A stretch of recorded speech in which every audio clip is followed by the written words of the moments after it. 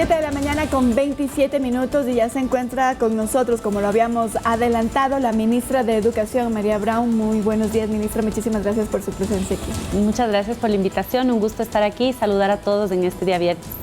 Ministra, quisiéramos iniciar preguntándole lo que nos ha llamado la atención en estos últimos días y ha sido la venta que ha realizado una persona ajena al Ministerio de Educación de los libros en la provincia de Manabí. Cuéntanos un poco los detalles, si ya los tienen. Bueno, lo que ha sucedido es que los libros de texto fueron entregados a los distritos educativos para su distribución en las instituciones educativas a nivel nacional. En este caso hay una denuncia de hurto de varias cajas de libros de texto y la apertura de algunas cajas para la sustracción de otros, en la cual obviamente también recibimos una denuncia y una alerta de la ciudadanía. Una vez se iniciaron las investigaciones con la Policía Nacional, hemos podido detectar que ha habido una persona que ha ingresado a la bodega del Ministerio de Educación, posiblemente en más de una ocasión y de forma sistemática, para sustraer estos elementos y lamentablemente venderlos como papel para reciclaje. El momento en que se percataron los dueños de la recicladora de que estos documentos no eran documentos ya obsoletos, sino que eran los libros de texto nuevos para este año lectivo, denunciaron a través de los canales oficiales, pero también públicamente, y ustedes lo pudieron ver, y por lo tanto inició ese proceso de investigación. ¿Este sujeto trabajaba o tenía algún contacto con el Distrito de Educación en Manta? Y si es que no fuese el caso, ¿se creería que hay quizás alguien relacionado que le pudo haber dicho hay estos libros y la forma para que él pudiera haber hecho este ilícito? Las investigaciones apuntan a que efectivamente es una persona vinculada al Ministerio de Educación. Hemos estado avanzando con los videos de videovigilancia que tiene la ciudad alrededor, tanto del lugar de la recicladora como de la bodega del Ministerio de Educación, que nos ha permitido identificar ya el vehículo a través del cual han salido estos elementos, la descripción de la persona que se acercó hacia la recicladora para entregar estos documentos, y por lo tanto ya tenemos mayor información. Sin embargo, no podemos revelar la identidad de la persona o de el presunto sustractor o la persona que ha cometido presuntamente este hurto hasta no tener ya la investigación finalizada por parte de la Policía Nacional. Ministra, dentro de la bodega no hay cámaras de vigilancia o tal vez de esta seguridad para que haya alguien que pueda entrar y tomar estas cajas. ¿Y cuántas cajas, cuántos libros son los que se robó? Son más de 1000 kits. Cada kit, depende de cada año lectivo, contiene una diversidad de libros de texto, y estos son los que ya una vez revisado el inventario hemos podido identificar como los libros que están faltando. Algunos de ellos ya pudieron ser recuperados precisamente por la denuncia que se presentó, otros no fueron ubicados y están siendo reemplazados para que los estudiantes a quienes estaban destinados puedan contar con estos insumos. ¿Qué seguridad tenía la bodega? ¿Hay dentro ahí una cámara de vigilancia tal vez, o tal vez un guardia de seguridad que pueda prevenir incluso para otros eventos similares? Dentro de la bodega no existe un circuito de vigilancia cerrada, pero sí, como les decía, en el exterior a través de las cámaras de seguridad de los entornos, pero obviamente no se levanta una alarma al momento del ingreso de una persona, sobre todo tratándose de alguien que presuntamente estaría vinculado a la institución. A ver, lo que quería hacer este hombre entonces era vender libros que son gratuitos. Incluso se descubre todo esto porque en una recicladora llegan 50 cajas con los libros. Lo quería enviar a la recicladora. Así es. La intención inicial es venderlo al peso. Como papel reciclable. La comunidad se entera y empieza a acudir al lugar de la recicladora para solicitar los libros, y allí hay una segunda denuncia, que es la venta de documentos que son gratuitos, pero esto es posterior al hurto. El hurto termina, o la persona vinculada al hurto termina con la entrega o venta de este material como si fuese material ya reciclable, obsoleto, para poder ser procesado como material ya en la recicladora. Ahora, un tema que reportan los familiares y los padres en Manta es que se están vendiendo estos libros, que en muchos casos llegan a las escuelas, a las unidades educativas, les dicen, acá no tenemos, vaya a la librería y ahí les cobran. Inclusive por ese motivo, muchos llegaron a la recicladora porque ahí les costaba 10 centavos de libro, mientras en otra parte eran muchos dólares más. Correcto, ¿Qué están haciendo ustedes, ministro, contra eso? Sí, ahí se ha hecho, primero, sensibilizar a la ciudadanía, a todos los que nos están viendo el día de hoy, que tengan la absoluta claridad de que los libros de texto que se entregan desde el Ministerio de Educación son gratuitos, no tienen costo para los estudiantes y la ciudadanía. Esto está incluso impreso en las portadas y contraportadas de estos libros de texto. No caigan en engaños. Si es que existen libros que todavía están circulando, que no han podido ser recuperados, estos no pueden ser puestos a la venta. Los niños van a recibir los libros de manera gratuita y por lo tanto les pedimos que al contrario, denuncien si es que están recibiendo o alguien les está ofreciendo a la venta libros que deben ser gratuitos. Está prohibida su venta, esto es un delito. ¿Y qué sanciones puede tener una librería, por ejemplo, que venda estos libros? Justamente al tratarse de un delito, dependiendo de la situación, tiene que iniciar un proceso de investigación para determinar la culpabilidad y la sanción correspondiente a un privado, ya sea una institución o una persona particular que incurre en esta falta. Vender un bien público, un bien que es gratuito y de uso gratuito para la ciudadanía, producido con los impuestos, con el presupuesto de los ecuatorianos, es un delito y por lo tanto les pedimos que también toda la ciudadanía se una a denunciar cuando este tipo de eventos sucede. ¿Cómo se va a reponer para el Ministerio digamos, del sistema educativo estos 1000 kits, ministra? Hemos solicitado ya una redistribución de libros de texto para poder cubrir con las necesidades de Manaví en este caso y no perjudicar a los estudiantes que son precisamente el beneficiario final. ¿Es el primer caso que ustedes registran algo similar o en otras provincias también ya había sucedido antes? Este es el primer caso que tenemos registro de este tipo de eventos. Eso no descarta la posibilidad de que pueda haber existido en otro momento casos similares que no hayan sido denunciados. Por eso también la importancia de que la ciudadanía conozca que estos son libros gratuitos, que no pueden ser vendidos y que si es que hay alguien que oferta estos libros a la venta, esto debe ser denunciado. Ministra, y ahora vamos a cambiar de tema y nos vamos hasta la provincia de Esmeraldas, en donde hace pocos días ellos tuvieron pues esta tragedia de desbordamiento de ríos que incluso afectó a unidades educativas. ¿Cómo se encuentran estas unidades? ¿Ya han regresado los niños a las aulas? ¿Cómo está la situación del sistema educativo en esa provincia, ministra? Bueno, yo acabo de regresar precisamente el día de ayer de un recorrido por Esmeraldas y allí tenemos ya el levantamiento de información de la gran mayoría de lugares que fueron afectados por la creciente de distintos ríos, 6 cuerpos de agua que inundaron sectores completos de la provincia.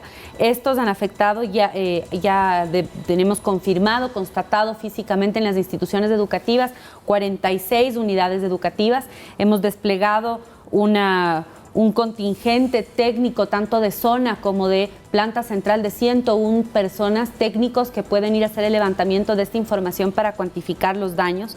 Lamentablemente hasta el momento tenemos el registro de 2 de estas unidades educativas que registran una pérdida total. Esto quiere decir que la institución debe ser reubicada hacia otro lugar para que pueda retomarse las clases de manera presencial. Pero también tenemos 8 unidades educativas que al momento funcionan como alojamiento temporal, en donde tampoco podemos retomar las clases presenciales. Iniciamos en un momento, tuvimos 10 unidades educativas como alojamiento temporal, 2 de ellas ya fueron recuperadas y por lo tanto los estudiantes han retornado a clases, pero 8 continúan funcionando como alojamientos temporales en distintos lugares, sobre todo de la ciudad de Esmeraldas o el sector rural del cantón Esmeraldas. La parroquia, por así decirlo, de mayor afectación y el cantón de mayor afectación es Muisne, con 20 unidades educativas afectadas, luego seguida de Río Verde, con 13 unidades educativas afectadas, y luego 5 en Esmeraldas, 3 en Quimindé, 3 en Atacames y 2 en Eloy Alfaro, siendo Esmeraldas posiblemente las unidades educativas de mayor tamaño. Por lo tanto, también tenemos un número importante de estudiantes que se ven afectados por esta realidad. Son 11.615 estudiantes que pertenecen a estas unidades educativas. Todas las otras instituciones educativas de la provincia que ya fueron limpiadas o bien que ya están o nunca tuvieron un daño, están en clases presenciales iniciamos el retorno a la presencialidad prácticamente de forma inmediata después del hecho sucedido para garantizar la continuidad educativa, y ahora estamos trabajando a través del COE nacional y el COE provincial para que se puedan recuperar estos alojamientos temporales lo antes posible y que no tengamos que seguir en clases a distancia. Por ahora, cómo manejamos es con fichas de trabajo, presencialidad en puntos para poder recibir las fichas, el registro de ellas y la continuidad educativa, pero como todos sabemos, este no es un escenario ideal y por lo tanto nuestros esfuerzos están dirigidos a que lo antes posible podamos retomar la presencialidad. Entonces las clases virtuales van a depender del clima. Se lo pregunto porque en el segundo semestre del año, cuando llegue el fenómeno del Niño, va a llover y no un día, sino que llueve, llueve, llueve, y eso va a afectar a todas las provincias del litoral ecuatoriano. ¿Cómo van a realizar ustedes entonces en este caso quizás una disposición de clases virtuales para todos? O insisto, dependerá de la situación. El criterio que va a guiar las decisiones que se tomen respecto a la presencialidad o no, va a seguir siendo que la educación es lo último que debe detenerse y es lo primero que debe abrir. Siempre que no exista un riesgo a la integridad física de nuestros estudiantes, se priorizará la clase presencial. Esto, lo que les pedimos a la ciudadanía también es que se familiaricen con cuáles son los lugares que son susceptibles a posibles inundaciones. Estamos empezando el día de hoy precisamente una campaña de socialización de los más de 1.400 establecimientos educativos distribuidos a nivel de toda la costa ecuatoriana que son susceptibles a posibles inundaciones por fenómeno del Niño, para que conozcan también cuáles son las vías y rutas de evacuación. Al igual que en otros casos de emergencia, si se levanta una alerta por parte de la Secretaría Nacional de Gestión de Riesgos, procederemos a tomar decisiones que salvaguarden la seguridad de los estudiantes. Pero en principio buscaremos que las clases se den de manera presencial, siempre que esto sea posible y que se retome la presencialidad lo antes posible también. Tenemos ya un plan nacional y tenemos unas guías o un protocolo de actuación para la continuidad educativa en caso de inundaciones que fue publicado hace ya más de un mes, y también es importante que conozcamos ese documento en donde se determina las responsabilidades de directivos, docentes, en caso de presentarse una potencial amenaza por una inundación. Ok, quiero retomar nuevamente porque también vamos, digamos, a seguir de largo con el tema del fenómeno del Niño, pero usted mencionaba, ministra, 11.615 estudiantes y quisiera conocer a detalle qué es lo que se va a realizar con ellos. Ya nos ha dicho que se van a ligar a la modalidad virtual, pero mientras tanto se va a reconstruir estas dos unidades educativas que nos ha dicho que están pues ya obsoletas y a dar mantenimiento a las otras que sufrieron afectaciones, o ya para todo el año lectivo estos 11.615 estudiantes quedarán en la modalidad virtual. No, de estas 46 unidades educativas afectadas, algunas incluso ya están comenzando a ser utilizadas. Muchos de los daños son daños que tienen que ver con el ingreso de agua y lodo a la institución educativa. Las pérdidas son más bien materiales de pupitres, principalmente, sobre todo cuando son pupitres de madera. Obviamente el material impreso, los libros. Hemos ya entregado kits de libros nuevos para los estudiantes, uniformes, y también ya hemos entregado hemos iniciado una campaña de recolección de útiles escolares y entregado más de 1.000 kits de útiles escolares para los estudiantes de las zonas de mayor afectación. Esto seguirá llegando a la provincia con el equipo que tenemos allí desplegado y seguimos trabajando para que todos cuenten con los insumos suficientes. De las 46 unidades educativas, la mayoría, estamos hablando de 44, están en condiciones de en pocos días retomar las clases de forma presencial una vez que han sido limpiadas, porque la mayor afectación es primero necesitábamos que baje el nivel del agua. Una vez que ha bajado el nivel del agua ya, retirar el lodo, limpiar las instalaciones, y estas pueden volver a ser utilizadas, y algunas tendrán que ser reubicadas en un plan de mediano y largo plazo. Como les decía, tenemos cerca de 1.400 unidades educativas a nivel nacional en zonas de inundación. A futuro es importante que sigamos moviendo instituciones que están en zona de potencial riesgo a zonas seguras, y esto debe suceder en un plazo de mediano y largo alcance. No es un tema de una solución inmediata. También hemos presentado ya un diseño arquitectónico para infraestructura que puede estar ubicada en zonas inundables, que sea elevado, que permita que cuando ingrese el agua no haya pérdidas materiales importantes, sobre todo en sectores que son zonas muy amplias y extensas que tradicionalmente se inundan no solamente durante el fenómeno del Niño, sino en épocas lluviosas año tras año. Ustedes habrán visto siempre, por ejemplo, en Chone, en Esmeraldas, algunos sectores que continuamente sufren de inundaciones. Allí pues no tiene sentido tener infraestructura que está a nivel del piso sin salvaguardar que esa infraestructura lógicamente va a ser afectada año tras año. Por lo tanto, también existe un plan de largo alcance. Y sobre este tema también, ministra, necesitan quizás la donación, los ecuatorianos han enviado muchos insumos a las personas de Esmeraldas, pero para el sistema educativo, quizás útiles escolares o estas cosas que también se pueden perder, ¿necesitan ustedes que la gente en su solidaridad envíe eso? Aclararle a la ciudadanía que los puntos de acopio de las donaciones de insumos los maneja el MIES, el Ministerio de Inclusión Económica y Social.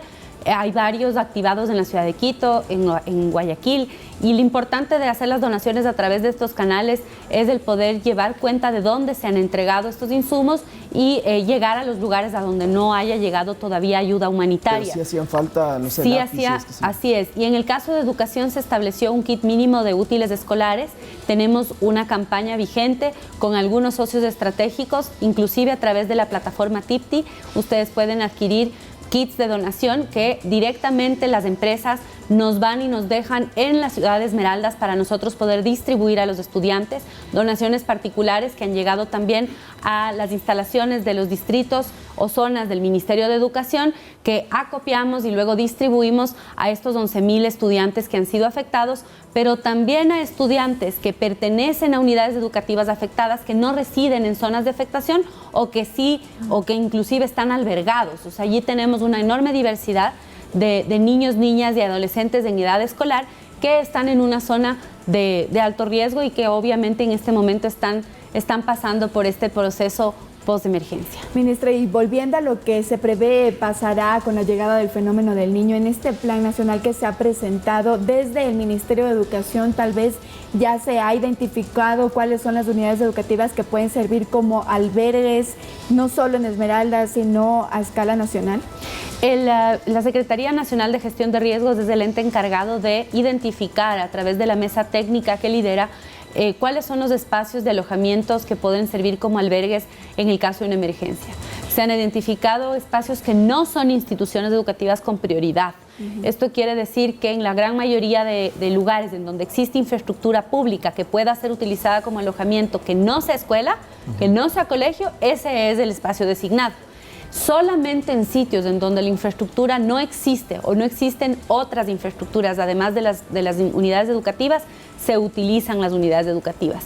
Nuestra alerta o nuestro llamado dentro de los espacios de coordinación de la respuesta es que en sitios en donde no hay alojamientos distintos a unidades educativas, se pueda planificar también a lo mejor espacios temporales que sean, por ejemplo, de aulas móviles o de albergues temporales móviles, para que no tengamos uso prolongado de instituciones educativas como alojamiento temporal, perjudicando así la continuidad educativa de los estudiantes matriculados en estos predios. Y un niño que está en un albergue porque no puede estar en su casa, ahí puede recibir las clases virtuales, es decir, los albergues tienen wifi y todas las condiciones para que no interrumpan su pensum educativo. En los alojamientos temporales se activa automáticamente un servicio de atención educativa en emergencia. Por ejemplo, en este momento, en los 8 alojamientos temporales de Esmeraldas tenemos 248 psicólogos y 88 docentes distribuidos en estos predios en donde reciben clases los estudiantes que están alojados de manera permanente allí. Es decir,